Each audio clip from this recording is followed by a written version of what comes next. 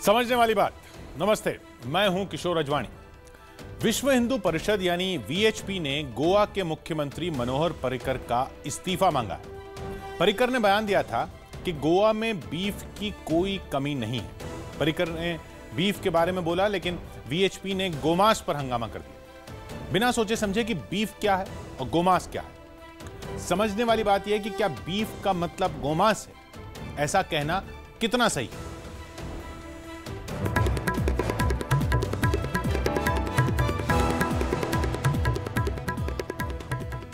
VHP ने गोवा के मुख्यमंत्री मनोहर पर्रिकर के बीफ वाले बयान पर उनका इस्तीफा मांगा। वीएचपी के एक नेता हैं सुरेंद्र जैन। उन्होंने ट्वीट करके पर्रिकर का इस्तीफा मांगा। उन्होंने लिखा, क्या बीजेपी बीफ जॉय पार्टी बन गई है? बीजेपी की छवि पर लगे दाग को मिटाने के लिए पर्रिकर को इस्तीफा देना चाहिए। क्या बीजेपी अब गोमांस पार्टी बनने की दिशा में जा रही है? एकात्म मानव दर्शन अब केवल भाषण का विषय बनकर रह गया है। यानी वीएचपी ने पर्रिकर के बीफ वाले बयान को गाय के मांस से जोड़ दिया। दरअसल गोवा विधानसभा में बीफ की क्वालिटी पर सवाल पूछा गया। पशुपालन विभाग पर्रिकर के पास है, तो उन्होंने इसका जवाब दिया। पर्रिकर ने कहा कि गोवा में हर रोज 2300 से 2400 किलो बीफ की जरूरत पड़ती है। इसे पूरा करने के लिए गोवा में रोजाना 2000 किलो बीफ निकाला जाता है। यानी रोज जितनी जरूरत है, गोवा में उससे करीब 400 किलो कम बीफ होता है। पर्रिकर ने जानकारी दी कि बाकी का बीफ कर्नाटक से मंगाया जाता है।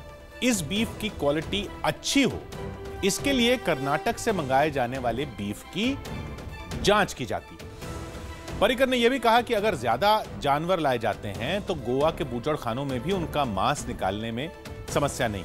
पर्रिकर के इसी जवाब को वीएचपी ने सीधे गोमांस से जोड़ दिया। क्या यह सही है? इसी पर हम बात करेंगे, लेकिन पहले मनोहर पर्रिकर का बयान ही सुन लेते हैं कि उन्होंने क्या कहा था। The option of getting the beef from Belgaum or some other place to ensure that there is no shortage of the meat. So I can assure him that the inspection of the meat or the beef which comes from the neighboring state will be carried out through proper medical doctors or those who are authorized for it rather than by some other person. सुना आपने, पर्रिकर का बयान beef पर है, लेकिन VHP ने समझा गोमांस। लेकिन यह गलतफहमी बार बार क्यों हो रही है? क्यों लोग बीफ को गोमांस समझ रहे हैं? क्या जो राजनीति हो रही है वो इसकी वजह है? क्या बीफ का मतलब गोमांस है? जवाब हां भी है और ना भी है। यानी बीफ गोमांस हो भी सकता है और नहीं भी। इसीलिए गलतफहमी होती है। इसका फायदा कुछ लोग राजनीति चमकाने के लिए करते हैं। इस राजनीति में बीफ की परिभाषा से मदद मिलती है। तो पहले यह समझते हैं कि बीफ शब्द आया कहां से। अब ये तो हम सभी जानते हैं कि अंग्रेजी में अलग अलग तरह के मांस के लिए अलग अलग शब्द, जैसे भेड़ और बकरी के मांस के लिए मटन है, मुर्गे के मांस के लिए चिकन है। इसी तरह से गाय के मांस के लिए बीफ शब्द का इस्तेमाल होता है, जो फ्रेंच शब्द बफ से लिया गया है। लेकिन मटन की तरह भैंस, बैल और इस तरह के कई पशुओं के मांस को भी बीफ ही कहते हैं। एक बार फिर जान लीजिए कि सिर्फ गाय के मांस को बीफ नहीं कहा जाता, कई तरह के जानवरों के मांस को बीफ कहते हैं। यानी जब बीफ की बात होती है तो इसका मतलब सिर्फ गोमांस नहीं होता। मगर होता क्या है? जैसे ही कहा जाता है बीफ, गोमांस पर हंगामा हो जाता है। यही हुआ है मनोहर पर्रिकर के बयान के मामले में भी। वीएचपी के एक नेता ने कह दिया कि बीजेपी गोमांस पार्टी बन रही है। दरअसल गोरक्षा आंदोलन यानी गाय को कत्ल से बचाने का आंदोलन मुख्य रूप से वीएचपी का आंदोलन है। वो पूरे देश में गोवध पर रोक लगवाना चाहती है। इसके लिए संविधान का हवाला भी दिया जाता है। बेशक संविधान में गोवध पर रोक का जिक्र है, लेकिन ये क्या है इसे भी समझने की जरूरत है। संविधान के अनुच्छेद 48 में गोवध पर रोक का जिक्र है, लेकिन रोक लगानी है या नहीं, यह मामला पूरी तरह से राज्यों पर छोड़ दिया गया। ऐसा इसलिए है क्योंकि अनुच्छेद 48 संविधान के दिशा निर्देशक सिद्धांतों में आता है। यानी वो निर्देश जिनका पालन कैसे करना है, इसका फैसला राज्य करते हैं। अनुच्छेद 48 में कहा गया है कि राज्य कृषि और पशुपालन का विकास वैज्ञानिक सोच पर करे अच्छी नस्ल के विकास और उन्हें सुरक्षित रखने के लिए कदम उठाएं और गाय और बछड़े और दुधारू और खेती में काम आने वाले दूसरे जानवरों का कत्ल रोकें। जब संविधान बन रहा था तो गोवध पर रोक लगाने वाली इन लाइनों को शामिल करने से पहले बड़ी बहस हुई थी। इसे मूल अधिकार में शामिल करने का प्रस्ताव रखा गया था। अंत में ऐसा नहीं किया गया। वजह यह थी कि मूल अधिकार नागरिकों के लिए हैं, जानवरों के लिए नहीं। तो अंत में फैसला हुआ कि गोवध पर पाबंदी लगानी है या नहीं, ये राज्य तय करें। अब देश के अलग अलग राज्यों में अलग अलग तरह का खान पान और संस्कृति है, इसीलिए कुछ राज्यों में गोमांस पर पाबंदी नहीं है और कई राज्यों में गोवध पर सख्त सजा है। ताजा विवाद गोवा के सीएम मनोहर पर्रिकर के बीफ वाले बयान पर हुआ है। लेकिन गोवा में 1978 से ही गोवध पर रोक है। हालांकि यहां बीफ खाया जाता है। यहां ईसाई और मुस्लिमों की बड़ी आबादी है जो बीफ खाती है। गोवा की तरह ऐसे बहुत से राज्य हैं जहां बीफ में गोमांस खाया जाता है और गोवध पर भी रोक नहीं है। ऐसे राज्यों में शामिल हैं केरल, पश्चिम बंगाल और पूर्वोत्तर के राज्य। लेकिन असम में गोवध के लिए कुछ शर्तें निभानी होती हैं। यहां गोवध के लिए सर्टिफिकेट लेना पड़ता है। पूर्वोत्तर के राज्यों में अकेला मणिपुर है जहां आजादी के पहले से गोवध पर रोक है, लेकिन यहां गोमांस खाने पर पाबंदी नहीं है। कर्नाटक में बूढ़ी और बीमार गायों के वध की इजाजत है। यहां बीफ रखने पर भी कोई पाबंदी नहीं है।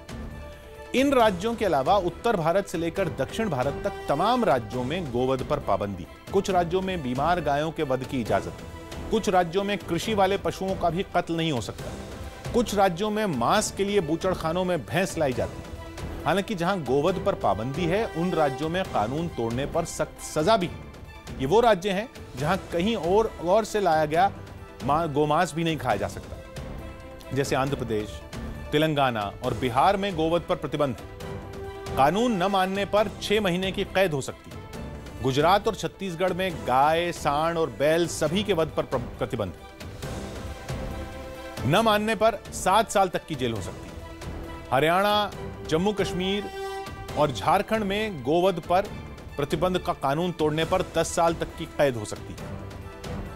मध्य प्रदेश, ओडिशा और राजस्थान में भी गोवध पर पाबंदी है। हिमाचल प्रदेश में भी खेती और कृषि में काम आने वाले पशुओं के वध पर प्रतिबंध है।